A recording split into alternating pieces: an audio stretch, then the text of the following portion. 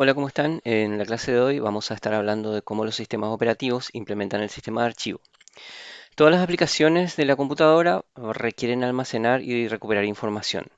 Mientras un proceso está en ejecución, puede almacenar una cantidad limitada de información dentro de su propio espacio de direcciones de memoria. Sin embargo, la capacidad de almacenamiento va a estar restringida por el tamaño del espacio de direcciones virtuales que voy a tener, ¿verdad? Entre la memoria física y la memoria virtual. Para algunas aplicaciones, este tamaño va a ser adecuado, para otras puede ser demasiado pequeño.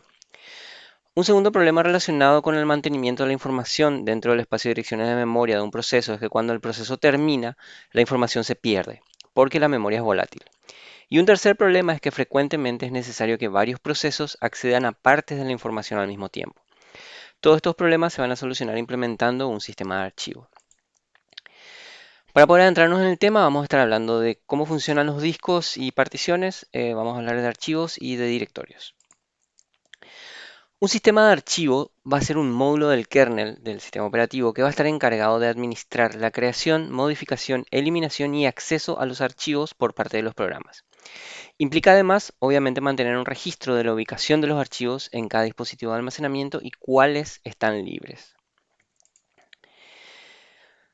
Pero vamos a arrancar viendo cómo está estructurado un dispositivo de almacenamiento. Vamos a ver lo primero que se nos viene a la mente cuando hablamos de almacenamiento, que son los discos duros. Se llaman así porque anteriormente había discos flexibles que se podían doblar y era una forma fácil de referirse al dispositivo de almacenamiento basado en discos magnéticos. Hoy en día los actuales discos duros, SSD por ejemplo, ni siquiera tienen discos dentro, pero la nomenclatura quedó.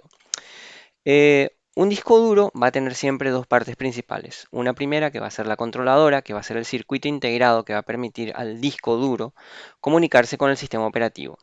Y luego va a estar el lugar donde van a estar almacenados los datos. Para los discos duros magnéticos, ese lugar era un disco, un plato. Y actualmente para los discos SSD los datos se van a guardar dentro de chips del disco. Los discos magnéticos usualmente contienen varios platos o discos dentro, colocados uno encima de otro y de tal manera que todos tienen el mismo eje y todos giran a la vez. Cada uno va a estar dividido en cilindros y sectores. Imaginen que en vez de cortar una pizza en los tradicionales triángulos de las porciones, primero la vamos a cortar formando círculos concéntricos desde el centro del disco, desde el eje, hacia afuera. Alguno habrá visto a alguna tía cortar una torta de esta manera para maximizar la cantidad de porciones. Cada uno de los cortes concéntricos va a formar una pista. El conjunto de pistas que van a estar a la misma distancia del eje del disco a través de todos los platos encimados van a formar un cilindro. Luego, si realizamos cortes transversales desde el eje a los bordes sobre los círculos concéntricos, ahora sí cortando como una pizza, lo que nos va a quedar son espacios limitados por las pistas y los cortes transversales. Estos espacios se llaman sectores y son donde se va a guardar la información. Es decir, un número de cilindro y un número de sector va a ser la dirección donde va a estar almacenada la información. Y a veces estos sectores también se les llama bloques. Los discos magnéticos, para poder leer la información, cuentan con cabezales de lectura que deben estar posicionados sobre el cilindro y el sector donde está almacenada la información para que pueda ser leída esta. Por lo cual un disco debe girar hasta encontrar el sector que se encuentre bajo el lector donde está la información. Esto hace que la velocidad de lectura sea mucho más lenta que la memoria RAM. El disco suele ser hasta 20 o 30 veces más lento que la memoria. Los discos de estado sólido, sin embargo, no tienen partes mecánicas ni móviles y es muy similar a la memoria RAM. Usan una tecnología que de hecho se llama memoria flash, pero que no borra los datos cuando se pierde la energía, como en el caso de las memorias RAM. Esto permite que sean mucho más rápidas que los discos magnéticos. Usan un sistema de celdas eléctricas para leer y escribir datos y las celdas están separadas en secciones llamadas páginas. Y estas páginas son las que almacenan los datos. Y las páginas se agrupan en bloques. Además de la estructura física de un disco, el sistema operativo necesita crear una estructura lógica sobre el disco para prepararlo para crear encima el sistema de archivo. Esta estructura lógica usualmente divide al disco en un sector de arranque o Master Boot Record, un espacio particionado que es donde voy a poder alojar un sistema de archivo y un espacio no particionado que va a ser el espacio libre de disco sin usar y que mientras no esté particionado no puede ser usado por ningún sistema operativo. Una partición de disco es el nombre de cualquier división de un disco, siendo el disco duro el caso más común para esta técnica. Es decir, la forma más usual de particionar un disco es usar una sola partición que abarque todo el espacio disponible del disco. La técnica de particionado consiste en dividir un disco en varias partes, las cuales van a actuar y son tratadas por el sistema operativo como discos independientes. Sin embargo, estas divisiones están presentes en un solo disco físico. A una partición se le va a dar un formato creando sobre ella algún sistema de archivo, ya sea FAT, NTFS, Extended 3, Extended 2, Razer FSI, Razer File System, Razer 4 u otro. En Windows, las particiones son reconocidas e identificadas con una letra seguida de un signo de doble punto, por ejemplo, C dos puntos. En sistemas basados en Linux se le asigna un archivo especial en la carpeta /dev a cada partición. Por ejemplo, /dev HDA1 va a ser un archivo que está referenciando a la primera partición del primer disco. SDA2 va a estar referenciando a la segunda partición de un disco SATA. Y el archivo va a recibir un nombre compuesto de tres letras, seguida de un número. Las letras van a estar referenciadas a la plataforma del disco y el número va a estar referenciado al número de partición.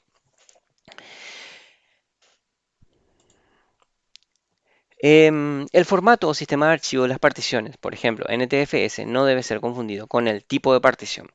Por ejemplo, partición primaria. Una partición primaria son las divisiones crudas o primarias de un disco y solo pueden haber 4 de estas, o 3 primarias y una partición especial llamada partición extendida. Una partición extendida es otro tipo de partición que actúa como una partición primaria y sirve para contener dentro una infinidad de unidades lógicas o particiones lógicas.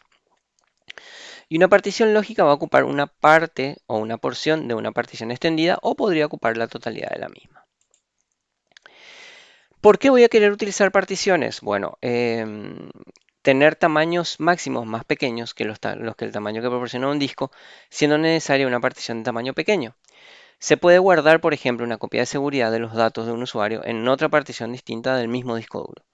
Algunos sistemas operativos además aconsejan tener más de una partición para funcionar. A menudo, ¿verdad? Puedo querer tener dos sistemas operativos en el mismo disco duro y ellos no pueden coexistir en la misma partición. Uno de los principales usos que se le suele dar a las particiones, principalmente la extendida, es la de almacenar toda la información del usuario. Es decir, en una partición primaria guardo todos los datos del sistema operativo y en una partición extendida los datos del usuario. Las particiones extendidas se inventaron para superar ese límite inicial de 4 particiones máximas por cada disco duro y poder crear un número ilimitado de particiones lógicas, cada una con un sistema de archivos diferente. Solo algunos sistemas operativos como Linux y Windows son capaces de arrancar desde una unidad lógica, es decir, bootear desde una unidad lógica.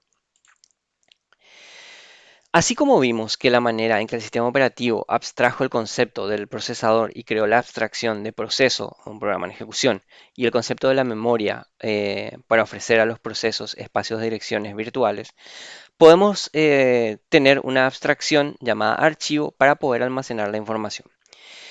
En conjunto, las abstracciones de procesos o hilos, espacios de direcciones y archivos son los conceptos más importantes en relación a los sistemas operativos. Los archivos van a ser unidades lógicas de información creadas por los procesos. En general, un disco va a contener miles o incluso millones de archivos independientes. Los procesos pueden leer los archivos existentes, crear otros archivos si es necesario. La información que se almacena en los archivos debe ser persistente, es decir, no debe ser afectada por la creación o terminación de los procesos. Un archivo debe desaparecer solo cuando su propietario lo remueve de manera explícita o lo borra de manera explícita. Aunque las operaciones para leer y escribir en archivos son las más comunes, existen muchas otras operaciones. Los archivos son administrados por el sistema operativo. La manera en que se estructuran, denominan, abren, utilizan, protegen, implementan y administran son las tareas de parte del sistema operativo que se conoce como sistema de archivos. Cuando un proceso crea un archivo le va a proporcionar un nombre. Cuando el proceso termina, el archivo continúa existiendo y puede ser utilizado por otros procesos mediante su nombre. Las reglas exactas para denominar archivos varían un poco de un sistema operativo a otro, pero todos los sistemas operativos actuales permiten cadenas de 1 a 8 letras como nombres de archivos legales. Algunos sistemas diferencian mayúsculas y minúsculas, como Linux, otros no, como Windows. Algunos permiten caracteres especiales dentro del nombre, otros no. El límite de caracteres que se puede asignar a los nombres también varía de un sistema operativo a otro, así como la necesidad o no de usar las llamadas extensiones de archivos. que van a ser la parte del nombre de un archivo que viene después de un punto. En Windows son muy importantes y definen el tratamiento que se le da a un archivo cuando le doy doble clic, por ejemplo. Sin embargo, en Linux no tienen mayor importancia más que una convención para saber con qué programa puedo llegar a abrir ese archivo. Los archivos se pueden estructurar de varias formas. Por ejemplo, como una secuencia de bytes sin estructura. El sistema operativo no sabe ni le importa qué hay dentro del archivo. Todo lo que ve son bytes. Cualquier significado debe ser impuesto por los programas a nivel de usuario. Tanto Linux como Windows utilizan esta metodología. Pueden además implementarse como una secuencia de registros de longitud fija, cada uno con cierta estructura interna. El concepto central para la idea de que un archivo sea una secuencia de registros es la idea de que la operación de lectura devuelva un registro y la operación de escritura sobreescriba o agregue un registro. El tercer tipo de estructura de archivo consiste en un árbol de registros, donde no todos necesariamente tienen la misma longitud. Cada uno de ellos va a contener un campo llave o un identificador en una posición fija dentro del registro, y el árbol se ordena con base a ese campo llave o identificador para permitir una búsqueda rápida, buscando una llave o un identificador específico. Muchos sistemas operativos soportan varios sistemas de archivo, por ejemplo Linux y Windows tienen archivos de directorios regulares.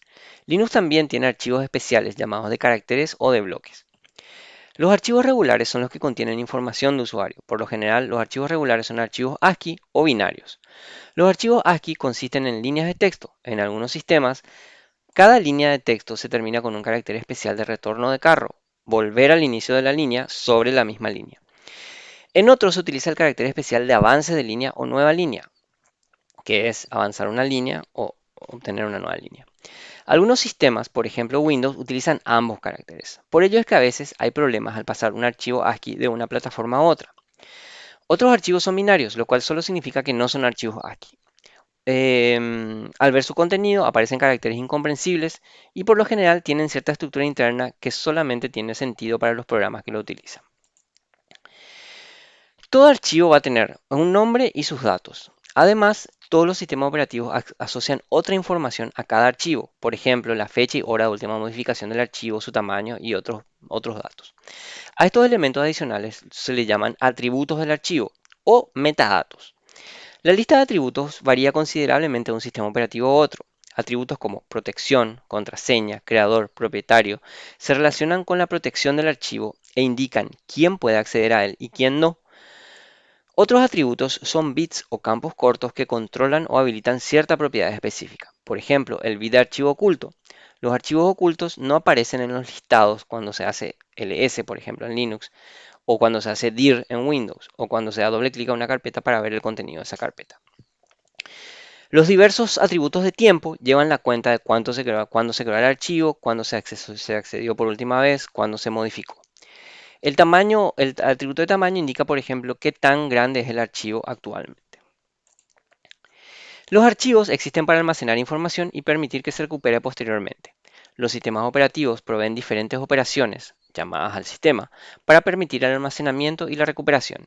Existe una variedad de llamadas al sistema que están relacionadas con los archivos. Por ejemplo, en Linux existe la llamada al sistema create para crear un archivo, delete para borrar un archivo, open para abrir un archivo, close para cerrar un archivo, read para leer un archivo, write para escribir en un archivo y otras llamadas al sistema. Para llevar el registro de los archivos, los sistemas de archivo por lo general tienen directorios o carpetas, que en muchos sistemas son también archivos, pero con ciertas características especiales. La forma más simple de que un sistema de implementar un sistema de directorios es tener un solo directorio que contenga todos los archivos.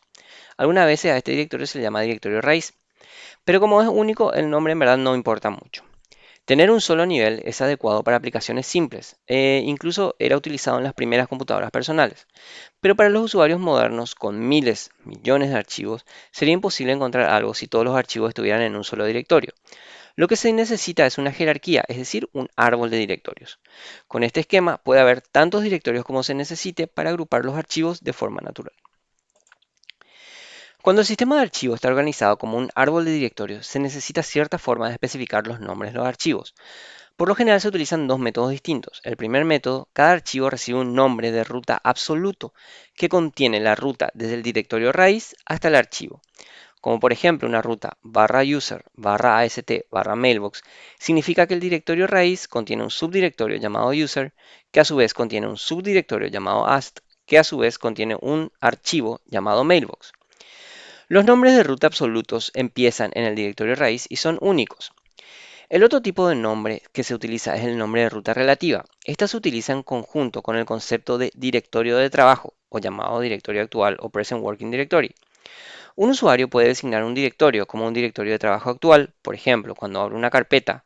En particular, esa carpeta o ese directorio va a ser el directorio de trabajo actual. Y en cuyo caso todos los nombres de las rutas que no empiecen con el directorio raíz se toman en forma relativa a ese directorio de trabajo. Las llamadas al sistema permitidas para administrar directorios exhiben más variación de un sistema a otro que las llamadas al sistema de archivos. Por ejemplo, en Linux la llamada al sistema create es para crear un directorio, delete para borrar un directorio, opendir para acceder a un directorio, closedir para cerrar el directorio, readdir para leer el directorio, rename para renombrar un directorio. Eso es todo por la clase de hoy. Hemos visto cómo funciona el hardware necesario para almacenar los archivos. Hemos visto aspectos de diseños del sistema de archivos relacionados a los archivos y relacionados a los directorios. Nos encontramos en la siguiente clase.